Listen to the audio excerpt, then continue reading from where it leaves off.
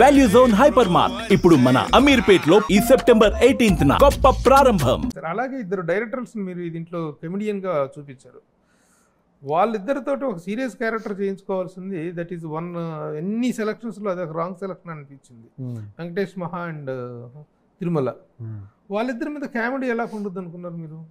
అంటే యాక్చువల్లీ ఈ సినిమాలో కామెడీకి సపరేట్గా వెయిటేజ్ పెట్టేకి స్పేస్ కనిపించలేదు సార్. లేదు, అలా ట్రై చేస్తుంటే లిటరలీ ముందే అంటే సీజన్డ్ కమెడియన్స్కి వెళ్ళిపోయి ఉండేవాడిని.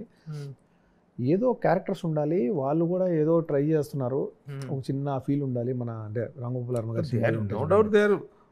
ఎంతోమంది డైరెక్ట్ చేసిన వాళ్ళు డైరెక్టర్స్గా వాళ్ళు యాక్టర్గా చేయకూడదు కానీ ఎందుకంటే ఆ పర్టికులర్ ఎందుకో చిన్న ఎక్స్పెక్టెడ్ రిజల్ట్ రాలేదు నేను అనుకోవడం. అదే సార్, అది కొన్ని చోట్ల బాగా వర్కౌట్ అయింది సార్. లాస్ట్లో ఎస్పెషలీ ల్యాండింగ్ బాగా అయింది. అది నేను అనుకోవడం ఓపెనింగ్లో ఇంకొంచెం యాక్చువల్లీ కొంచెం తీసాం సార్ ఓపెనింగ్. అది అసలు ఎందుకు వాళ్ళు స్టార్ట్ అవుతారు అనేది. కానీ ఏంటంటే ఓపెనింగ్ అని లీనియర్ నరేటివ్ తీసుకున్నాం కదండి, చాలా పెద్ద కథ చెప్తూ వచ్చేసరికి మళ్ళీ ఇది చెప్తుంటే ఇంకో కథ చెప్తున్నట్టుగా అనిపించింది.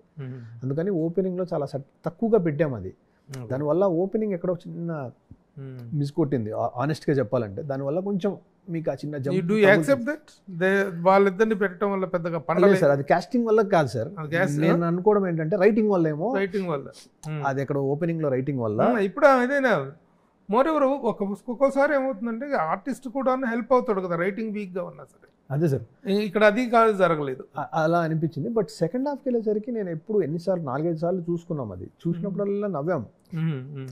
అండ్ థియేటర్లో మొన్న చెక్ చేసినప్పుడు కూడా అందరూ ఒక థియేటర్ అంతా ఒక చిన్న లాస్ట్లో ఇలాచి క్లౌ అన్నప్పుడు ఒక అలా ఒక చిన్న స్మైల్ అదంతా వచ్చింది సార్. థియేటర్లో చిన్న సౌండ్ వచ్చింది.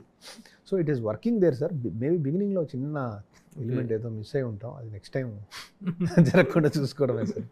ఓకే, ఇప్పుడు ఏదైనా ఒక సినిమా రిలీజ్ అవ్వగానే ఇలాంటి ముందు సినిమా సక్సెస్ అయింది అనగానే అద్భుతంగా అందరి దగ్గర నుంచి అప్రిషియేషన్స్ వస్తాయి. What is the best compliment you got from? Sir ఈసారి మా నాన్నగారి నుంచి కాంప్లిమెంట్, ఈసారి డివైన్ బ్లెస్సింగ్స్ ఉన్నాయి డోంట్ వరీ అని.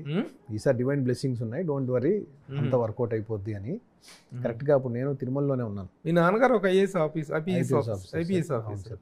సో ఆయనకు మీకు ఇండియా సినిమాలోకి రావడం ఇంట్రెస్ట్ లేదు కదా? అదే కొంచెం టైం ఇచ్చారు, నీ ప్యాషన్ కోసం నువ్వు ట్రై చేయని. అవ్వకపోతే పేరేంటి? శ్రీనివాస్ అండి. సర్వీస్ సార్ రిటైర్ అయిపోయారు ఆయన.